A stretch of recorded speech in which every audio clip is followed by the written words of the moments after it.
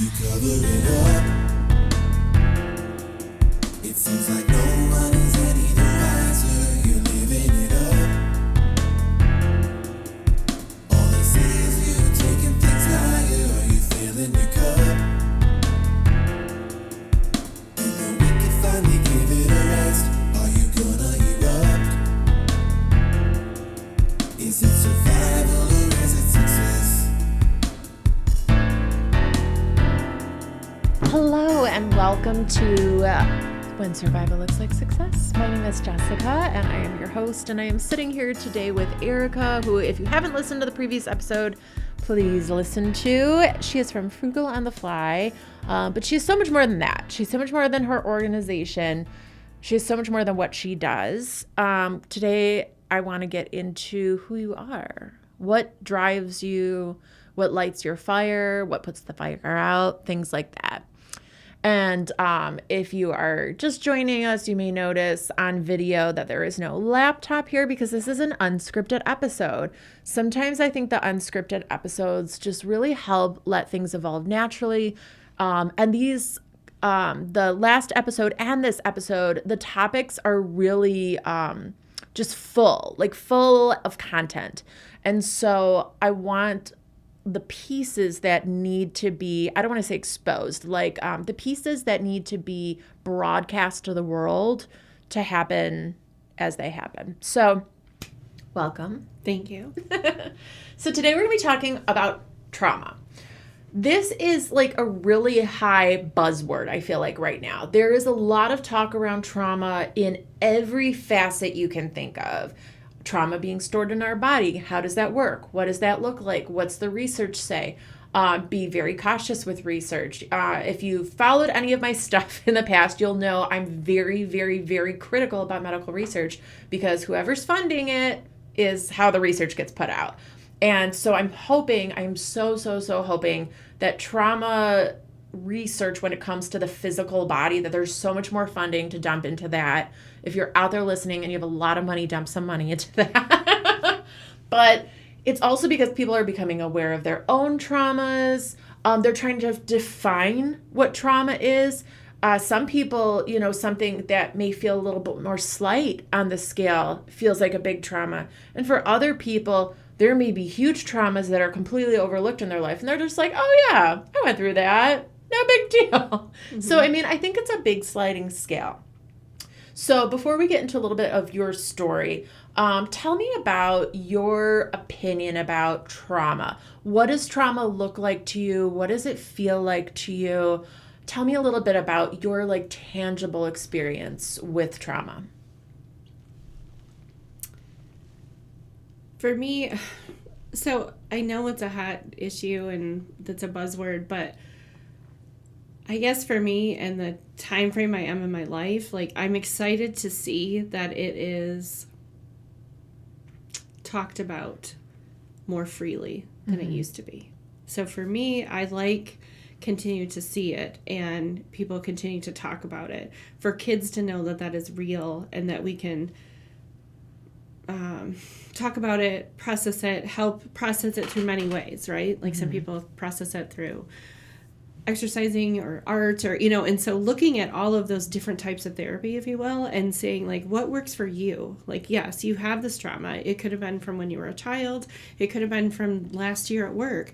It could have been from an illness or a death. And so I like that there's lots of conversation around it and knowing that your recipe for how you recovered or you process it is not going to be the same for the next person. Mm-hmm. So for me, I like seeing that, oh, wow, that's a unique way. I didn't know that you could, do it. And that might be approachable for someone that wants to just bury their trauma. Yeah. And store it inside. So one of the things I've been seeing, and I think I've seen this my whole life, but I've been seeing it more and more because trauma is being more talked about, is what I call trauma comparing. So that's when someone is, speaking their story, and it could be in person, it could be online, whatever the platform is, right? So they may be talking about their pet dying. Let's just go with that. And then someone will pop on their Facebook or on their YouTube or whatever the thing is and be like, well, if you think that's hard, let me tell you what I've been through. And it's, to me, like kind of a slap in the face. Like, you're really like pulling power, like somebody else's power away, right? Like, they're already down and out. They're already talking about this thing that's like hard as shit to talk about. They're vulnerable. You're feeling all the feelings. And then you get like the trauma comparisons. Has that ever happened to you, or have you witnessed that? Absolutely. And I think maybe years ago I fell into that, right? And then as I did a lot more self-discovery and paid attention to my own language and how I speak and how I react to things, I was realizing, like, yeah, when someone shares what they're going through, they just need to be seen and heard. That's it. Because a lot of times when you're sharing something, you're not asking for advice. That's your way of processing it, right? And getting it out there. And you want that connection. So I think also sometimes people are doing the comparison because they're trying really hard to connect with you and say, I hear you, I feel you. But what ends up is the one-up situation, right? Where it's like, yeah. And it's like, if you think about it, it's like, damn, how fucked up is that we're like one-upping our trauma? Yeah. Oh, it That's happens. like really I see messed it up all day, every day. And so what I love is the responses of like, you know, I'm here for you, or I'm thinking of you. That's really what needs to happen. Or thank you for sharing. Thank you for sharing. There was thank one you for today. being in this space. Thank you for, you know, all of that. Like, period. We appreciate what you're saying. Right. It's like everyone just wants to be heard and understood. Right. And if that person comments and said, oh, I thank you so much, and maybe they ask, like, has this happened to you? That's opening up dialogue. That's different, right? Yeah. But just to be like, your response is like, oh, yeah, me too. I also see a bit of like an undervaluation. So if someone is talking about something that is happening to them or they're going through and it's really hard, that people will be like, well, at least you have blank. Yeah. At least you have a good family. At least you have a good job. At least you have that. And you're like, yeah, I fucking know I have a good job and a good family or good whatever, but I'm still going through this thing and it sucks and it's ruining my quality of life and I'm crying every night about it or whatever. And there's like this it's like, well, be grateful for what you have. And I think it was on Detroit. So my favorite Facebook group is Detroit Women's Leadership Network. I talk about it constantly. Same. I talk about it at Coterie Detroit, which is my networking group, and I talk about it everywhere.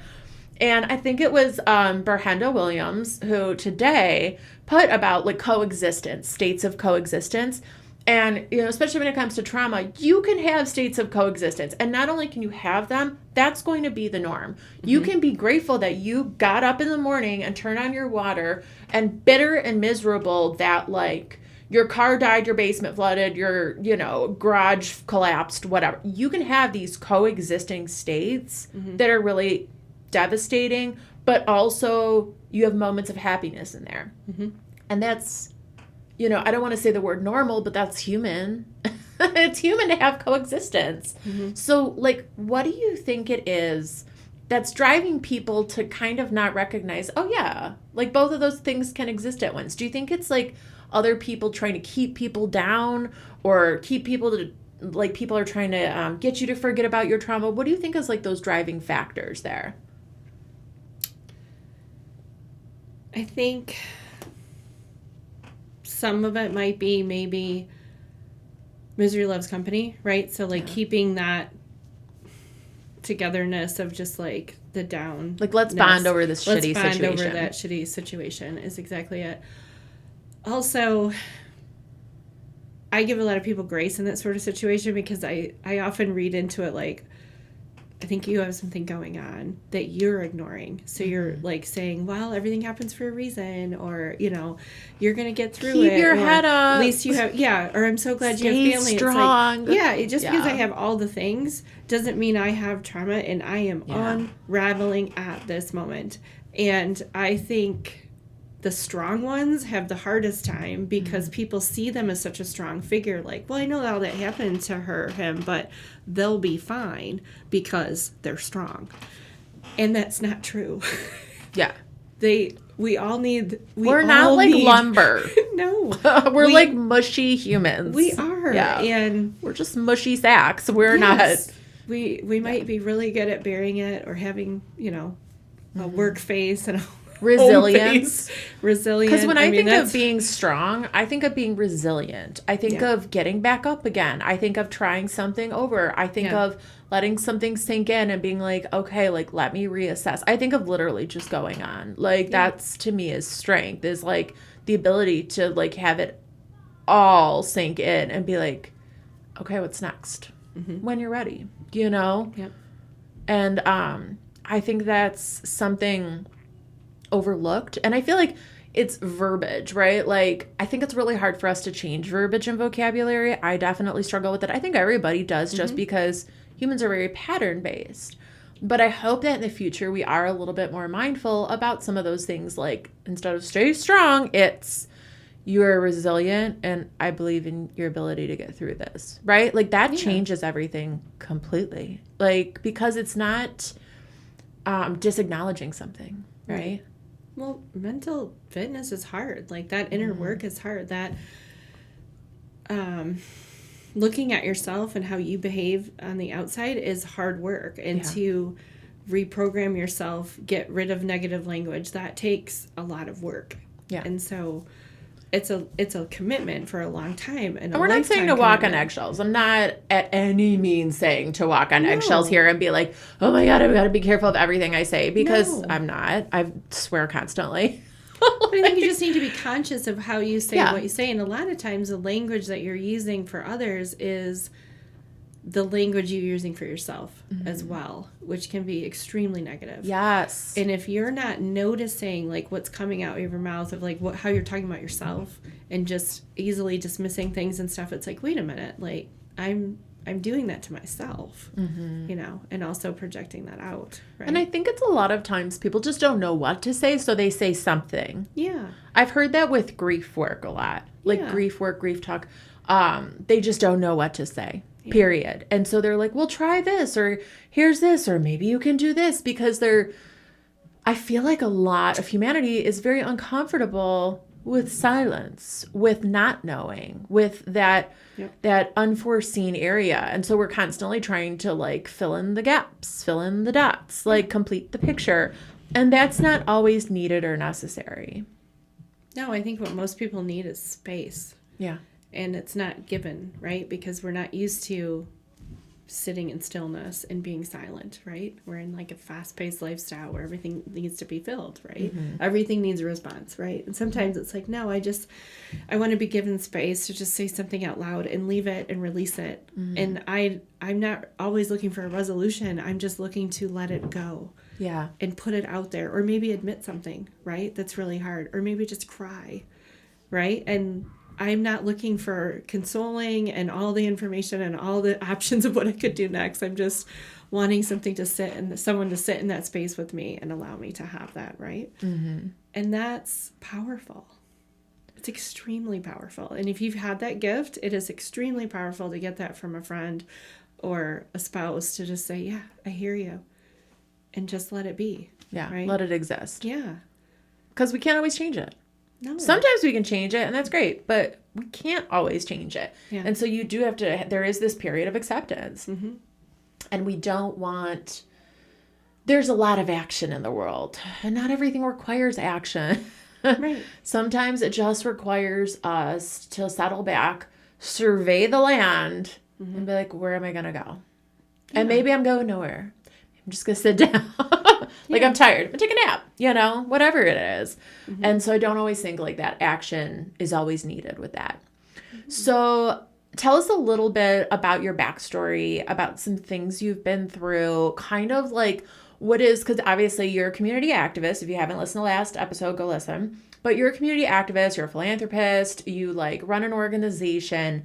That comes from that inner fire. Like, it really does. Like, it takes passion, it takes fire, it takes fuel, it takes like motivation and drive, and that comes from a lot of times not having easy things. Like, it comes from a lack of that often. So tell us a little bit about your story. Like growing up, like what part of my story? Like what You got a lot. What are you looking for? You got a lot of stories. I have a lot of So stories.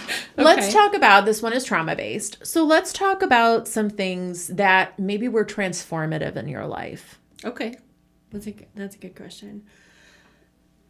I will say what was extremely transformative is we were in a high-rise building fire in September of 2021. So my son and I, apartments filled with smoke, and we have to go down 19 floors of stairs, and smoke and burning and people screaming and cats crying and, navigating people pushing you and running past you in the stairwell and all that. And then having so much smoke damage that we couldn't go home. So we were displaced for 4 months. And so that was an interesting time frame because as a family, we have this child that needs to go to school and stay in the things he has to. So it wasn't like I could just go wherever and work virtually and we had to keep his little life normal, right? Mm-hmm. And so I worked really hard at that. We found housing. So we moved 21 times in that 4 months. 21 times in 4 months? Yeah. Holy moly. Because we were renting. Mm-hmm. And until you have a traumatic event, you don't really know what your policy is like. Yeah. Right? So we had renter's insurance, which I'm grateful for. But, probably for a fraction of a few dollars a month, we could have had better coverage, right? Yeah. But we're like, this was recommended, sounds great, got it, good.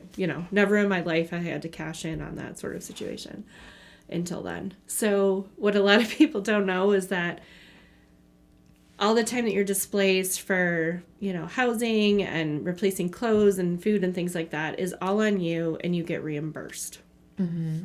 So you also don't know how long you're going to be displaced, right? It could be 2 weeks, it could be 6 months. And you also have a cap on what that reimbursement is. Yeah. So I'm looking at it logically of we don't know how long this is going to take, right? Mm-hmm. And hotel, a cheap one is what, $100 a night, mm-hmm. right? This is eating up so fast, right? Yeah. So you have to be really strategic. So we were cashing in, hotel points, getting favors from friends of staying somewhere in the 5 days of a school week, but on the weekends driving to Kalamazoo or up north, which for people that are listening, maybe 2 hours one way in the state or another hour, to say, hey, stay there for the weekend, have some respite, have some home cooked food, and then we go back to that life, so we could never really score a place for a long time because it's instant. And it's hard to find something that's like, oh, you can stay here for 2 months. Perfect. But we need it now. We need it tomorrow. Right? So it was really hard to navigate all that. And so let me ask you a question in the middle of it. Yeah. Before I forget.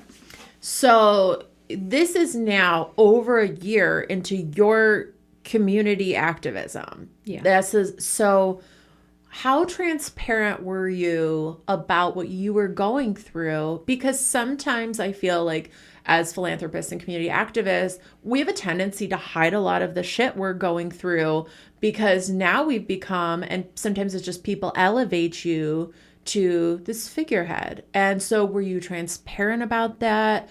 Did you reach out like so many people had reached out to you? So I didn't talk about it publicly for a month. Okay. Because I think I didn't really know, how to deal with it all. A little. In shock, and also there was so much to do, right? Yeah. We were where we're eating, what are we wearing? Right. Posting on Facebook what are we was doing? not the priority. Yeah, and so it was I'll get to it, right? Mm-hmm. And then some time went by, and I was like, I should probably say this because people are probably wondering why I might be frazzled on some days. And so no, I kept doing my life. I kept doing the community work. I'm one of the producers for TEDx Detroit, so I was, we were in the middle of producing that event that fall. So, there was just stuff I had to do, right? So I was like, I'm just going to keep going. So you're displaced from your house, and bouncing around mm-hmm. like a rubber ball. Mm-hmm. You're producing TEDx Detroit mm-hmm. and mm-hmm. running a community outreach program. Mm-hmm. Mm-hmm. Okay. Yeah, and so... That's a lot. It is. And now, hindsight, right? I realize, maybe if I would have talked about it immediately, things would have progressed for me quicker. But even when I did, there was a lot of, oh, wow, but you have all the resources, right? So you've got it together. And the assumptions. Yeah. And not in a negative way, but more of just like, oh my God, like she's the whip with everyone else. Like, I'm sure she's got it together for herself. And I'm like, no, I was dying. And that's a very lonely feeling. And I was lonely. Yeah. It was isolating. And also, I learned a term that I didn't know existed. I mean, maybe I didn't know what was going on with me. So 4 months blow by. We did have people reach out and helping, but it was just very few. A lot of people are like, wow, let me know if you need anything. And if anyone's gone through something, I don't know what it is, like that is, you're giving someone another task. So you're going through trauma, right? Mm-hmm. And so the response is like, well, let me know if you need anything. Or someone that's going through chemo, right? Gosh, well, call me if you need anything. I don't know what I need, right? But what was really cool is the few people that reached out with a very specific need. Would you like a meal on Friday? Mm-hmm. Would you like, so I have changed my language when people like, I feel like I need to do that. I feel like that's actually a great piece of advice because I'm definitely someone that never wants to overstep her boundaries because, again, if you're somebody that gets involved, I can get over involved too. I'll be like, okay, let's redo your whole schedule. You know what I mean? Right. I don't want to ever do that. But then I definitely become well, let me know what you need because I don't want to impose communication on you that you don't want either. But I like the specification idea. Just like simple. It was. And it was just earth-shattering, right? When someone reached out for something really specific or said, does Patrick need clothes? Mm-hmm. And I said, well, yeah, we have 4 outfits that I wash in a hotel bathtub. Like, I mean, this is my life, right? Yeah. Like, this is what we're doing because the laundromat was more money, right? And I was like, well, I can hand wash things. I mean, we can figure this out, right? Yeah. We have free shampoo at the hotel. So it's like, we're doing this, right? Yeah. And it's fine. So his uniform was always clean for school. Like, you know, everything we were doing, right? And sometimes when you're in the thick of it, like someone's like, why didn't you reach out? And I was like, I didn't even know what I needed because I had so much to do. Have you ever been in that situation where you're like, I don't even know what I would ask for at this point, right? Because I'm just like, I've just got to get through today. I've got to get all this done today, this kid fed, back to bed, you know? And so you're just kind of in this. You're in like robo mode. We're in this robo mode. And so I think for me too, I was just like, I don't even know what I would ask for. Yeah. So the few people that reached out were like, hey, or would you like to come over and like, would you like to just play? And would you like to just sit? Or do you want me to hang out, have the kids play and you can just pass out in the back room? I'm like, that sounds amazing. Right. But it was so specific, right? Yeah. And for me, I could focus on that and go no to 1, no to 2, maybe 3. Mm-hmm. Or I knew maybe none of them, but I knew because they were very thoughtful in their response that I knew probably in a week or 2 I could ask for something sort of on those lines that I actually needed. So it was the people that gave us Grubhub cards and like something that was so specific. I know you're in transient all the time. Gas cards. We got gas cards and it was like, oh my God, thank you. We were staying, I mean, it was a 50-minute commute at sometimes to get him to school. Yeah. From where we were. So yes, maybe we had a free stay, but it wasn't around the corner. Yeah. So yeah, there was just commuting. So it was eating up gas, you know, so that kind of stuff was like super helpful. Mm-hmm. And so now I really, when I see someone going through something, I tend to respond of like, gosh, do you want me to take the kids one night and you can just be, or, you know, like really specific. And then those responses are always so thoughtful because they're like, oh wow, like no one's really asked me. They're just like, well, thoughts and prayers, hugs, good luck, right? You know, like, but it's not, you know, helpful. And I think people in there have just an innate want to help people. Mm-hmm. They really do, and they don't know how. Yeah. So I think if anything out of all of that was like, that was really, really good for me to see. And that's the advice I would give to someone else. If your family member is struggling through something, they might not be struggling. You don't know if they are, but if they're going through something, like reach out in a very specific way. Mm-hmm. You know, would you like one one time, someone reached out and they're like, gosh, do you guys need towels? Or like, really like interesting things. It's like, God, I could pull 3 from the linen closet right now. And I'm like, oh my God, that'd be so great. Or Clorox wipes, or, like something to just kind of that you needed on a basis that you didn't have to go get, right? Because some of it may have been, we might have the funding, but I just don't have the hours in the day to go get this stuff, right? But if it showed up, that would be great. Do you find that, having gone through that, so I had a situation that was nowhere near on that level, but I had a similar situation. I had moved into a house. It was like the first house we rented when I got married. And the day we moved in, they had installed a dishwasher. Well, it flooded down below. And so even though everything was in plastic totes, not everything had covers on it. Yeah. So I lost a ton of stuff, like just tons, because it was the dishwasher, just whoosh. And I didn't even know. I didn't even know, it's a whole different area. It's separated, so I lost a ton of stuff. And I am a very nostalgic person, very sentimental. And I always thought if something like that happened to me, it would just be absolutely devastating and I would fall apart. And I remember like grieving for like an afternoon about it. But then I was like, I'm fine. And I was shocked by my own response to not having that kind of material connection. And even to this day, I'm very sentimental. I keep gifts at work. Oh my gosh. Like I have things on the fridge. I re-gift. I'm just I've always been like that. Mm-hmm. But when it actually boils down to it, like the material thing is just not there with me anymore. So how do you feel like that same thing has affected you at this point? Do you feel like you have less attachment to material possessions? Do you feel like you have more? Like where do you kind of fall with that? Yeah. So, and the thing I was going to talk about earlier where I didn't know I had until later. Yeah. So I was talking about all the moves. So we get back in December, everything's cleaned, right? We lose so much of everything. But we're back, right? Sparkly clean, all that. Mm-hmm. I literally come unraveled for 2 straight weeks. Yeah. I can get my kid to school and I come back to bed. Yeah. And then I set the alarm to go back and get him. And I didn't really know, like, what that was. And a friend reached out to me at, like, the end of December. And she was like, how are you doing? And I was like, okay. And she's like, no, I'm really asking. Like, I'm concerned. Yeah. You are a very strong person. And you held it together for all these months. But it's over. And I'm worried now. Yeah. And it was someone that had been through something, right? Mm-hmm. Someone that's definitely those, you're like, oh, they go to therapy. Like, those are those words that you're just like, oh, they get it. And I said, I don't know what to do. Yeah. And I'm supposed to be grateful right now because it's all back, right?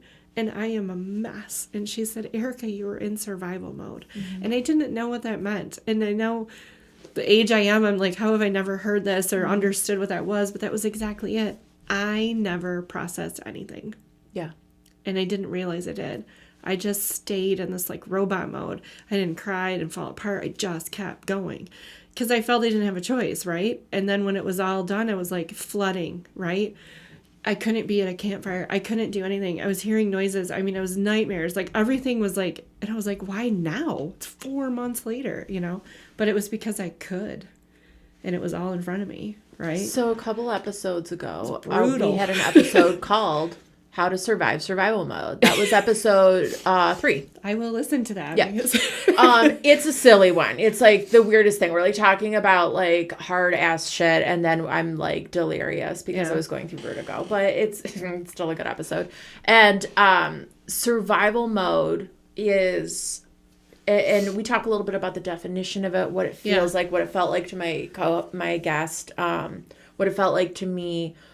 But the hardest part about survival mode is when you're done. Mm. And then you're done, and there is this blankness. It is the most isolated feeling on the planet. It feels like it's just you in like a fucking desert. Mm-hmm. Like it's like a cold desert. Mm-hmm. And you're just there. And you're just there with yourself. Yep. And now all that adrenaline, all that biology that's within you that's kept you together is like done. Your body's like, okay, it's time to heal. So your body starts taking over, right? And it's like, we're going to release all these different things because now you got to heal because I'm your body and I'm telling you what to do. Mm-hmm. And your brain's like, wait, what? And you're just left. You're Yeah. just left. Like it's like being a child that's just left behind in a place that you don't know. And you're like, but wait, I just want to go home again. Yeah. And then you're like, oh, but I'm not at home in myself. Mm-hmm. So now I got to build a new home for myself in myself. I think that's the Where do hardest you thing in start? life to do. It is. To build your new normal is brutal. And no one really tells you how to do that. So No. you're just like in this vast ocean, like trying to figure this out, right? Until someone like her reaches out and was like, I'm concerned. I was like, oh my gosh. And it felt like so safe, right? That I could just tell her, like, I'm not good. I'm not good at all. Like, if people knew what I was going through right now, they would be extremely worried for me, you know? Right. I was like, I don't even remember the last day I showered. Like, I mean, these were the moments I was in, right? Where I was just like, I am a mess, an absolute mess. And then January rolls around, and I'm asked to public speak as a joy agent on a stage. And I was like, me? I like, if you knew me, you know, like they knew me all these years, but it was like, Right. if you could see me now on the other end of this phone, Right. you would not want to be on stage talking about anything not a- close to this. Yeah, it's not a joy agent situation here. No, I don't. Yeah, I can't find that if you paid me $1 million to find it right now. And so, but that was the task at hand. And I said, no. And they explained further. And I said, yeah, I don't think this is me. And they explained further, I would really like you to do this. And it was like the universe giving you that push, right? Like, you need to do this. So I sat with it for a little while, procrastinated a bit. And I was like, you know what I'm going to talk about? I know what I'm going to talk about. I'm not going to talk about my trauma and dwell on the trauma, right? I'm going to dwell on how I found joy in it all. So those whole 4 months, I made sure that home was wherever we were. I had, a couple Hot Wheels on his nightstand. We had the stuffed animal that needed to be there. I would decorate a hotel room for Halloween. Like, we did little things for a couple dollars. I could just make this like, this is our home. We are together. This is our home.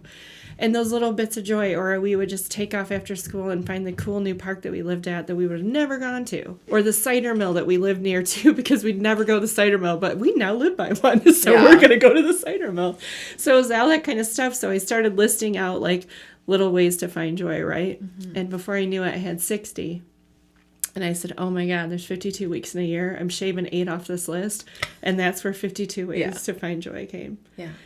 And it was because I needed it just as much as someone was asking me to be on stage and help other people. Yeah. It came from my experience of how I got through stuff, the hardest times of my life, for just trying to have that moment, those 10 minutes of joy.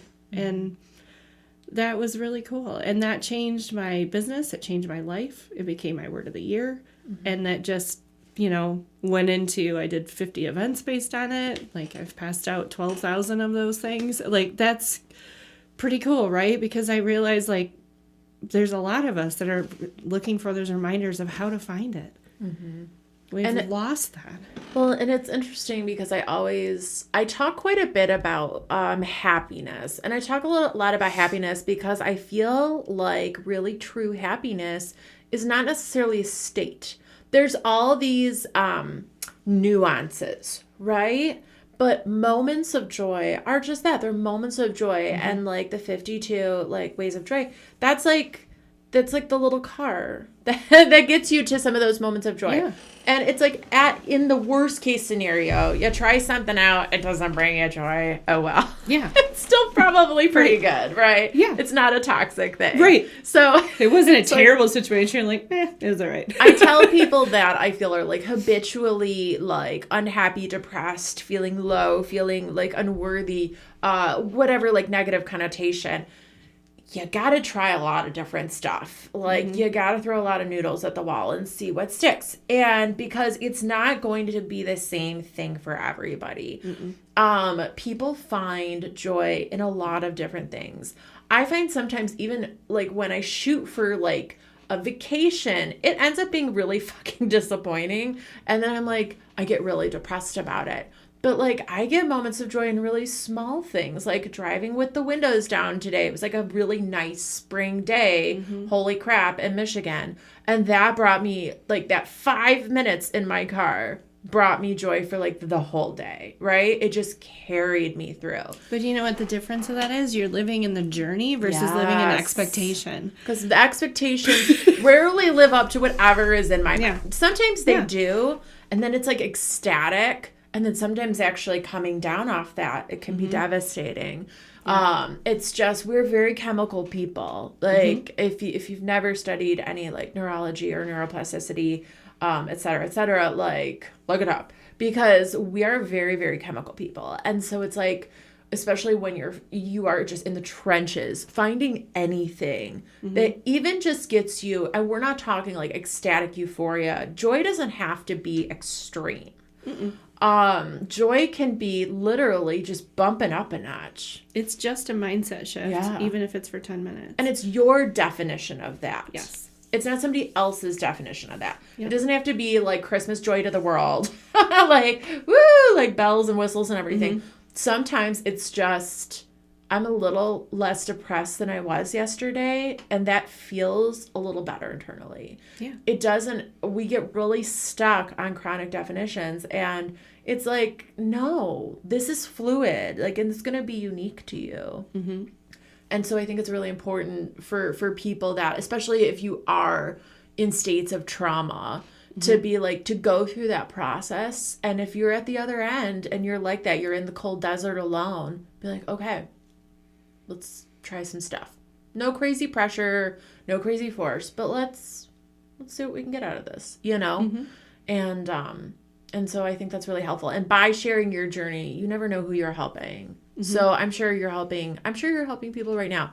So anyone that is going through any trauma, anyone that's gone through even a similar situation, like, what are some pearls of wisdom that you can pass on?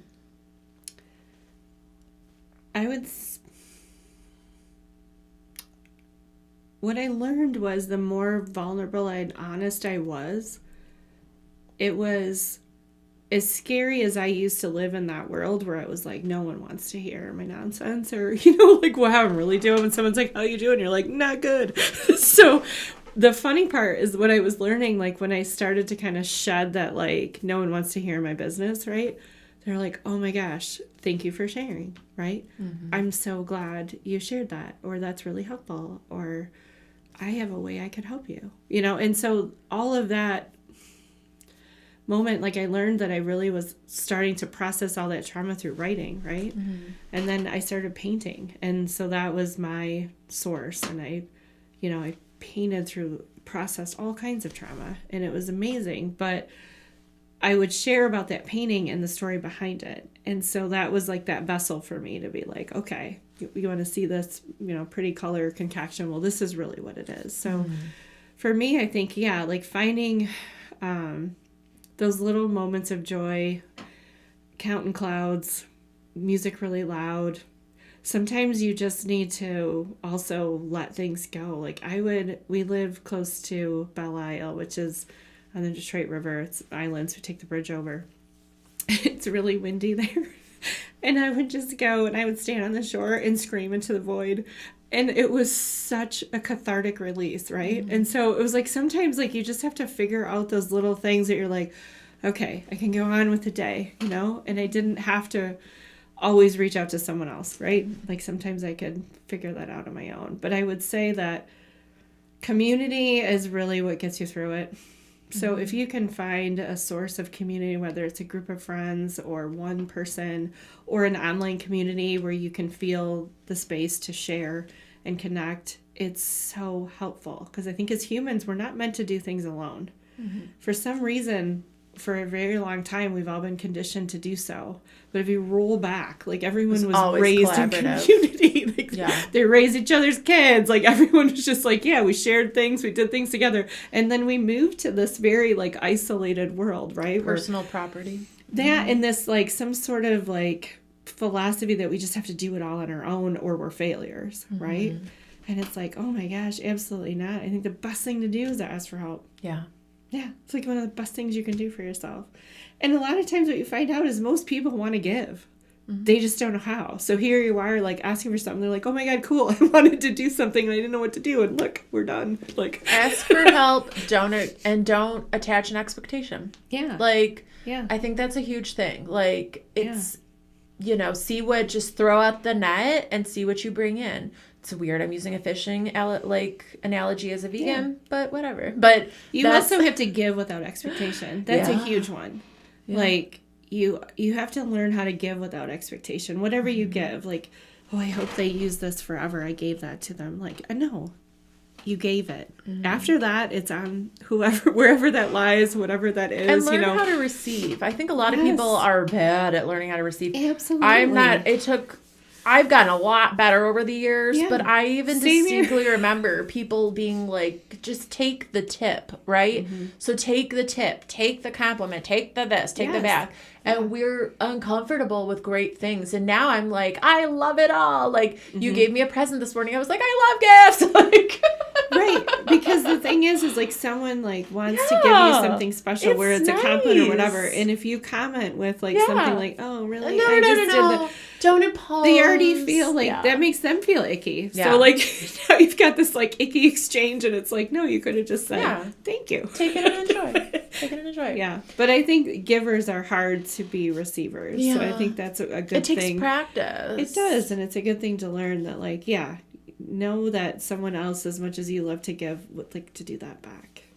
So tell people how they can find you on social media, connect if you have any further questions, if you want to share your stories, your personal trauma, something you're struggling with, or, even something someone said to you that bothered you. Like, we love to connect with our audience. So tell people how they can find you. Yeah. And please reach out to me. I am an accessible person. So it's Frugal on the Fly. So I'm on Instagram, Facebook, LinkedIn, Twitter, all the things at Frugal on the Fly. And also Erica Owens. So personal pages. Thank you for joining us today. As always, you can find us on Instagram and Facebook at When Survival Looks Like Success. And make sure you subscribe, share, rate, comment, interact, blah, blah, blah. All those fun things that keep our algorithms going and keep the word going. And if these episodes are touching home for you or you know somebody going through something, please share it because you just never know what can really help somebody. And it can be anything, anyone, and maybe it's us today. So thank you for coming on, Erica. Thanks for having me. This was lovely. And take care, my friends. Bye-bye.